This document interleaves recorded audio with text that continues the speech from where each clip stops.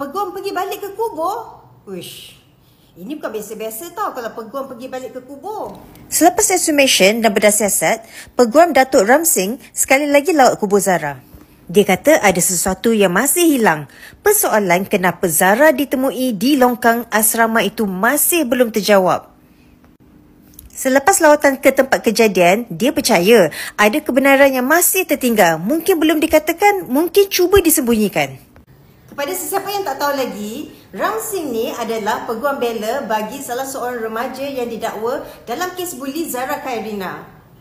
Cuba korang dengar ni, ini adalah wawancara yang terbaru dengan peguam bela Ramsing. Today, the Ketua Warden, we cannot say much because evidence is still ongoing. Okay, but the question asked in court has to his duties, what happened. The important thing is that he saw Zara lying melintang di longkang, and that position sama dengan gambar air 7 lah. Okay, very similar, and of course he asked 4 students to angkat, and also the student says she was heavy, 53 kg, so he helped. He demonstrated how he helped.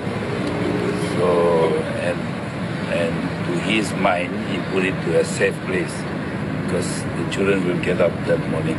Okay, that is his evidence. Whether it's logical or not,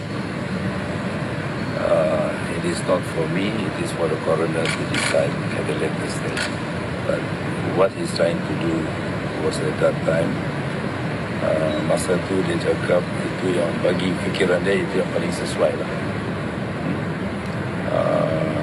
And then bilik sakit dan di hadapan rumah warden tidak dipakai sebab dia cakap untuk laluan ambulans.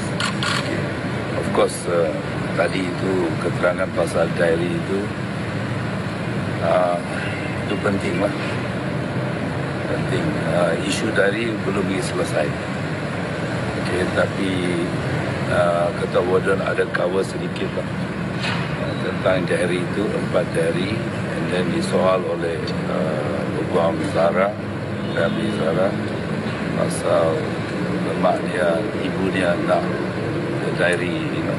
So he also explained. So the important issue juga pasal diary lah.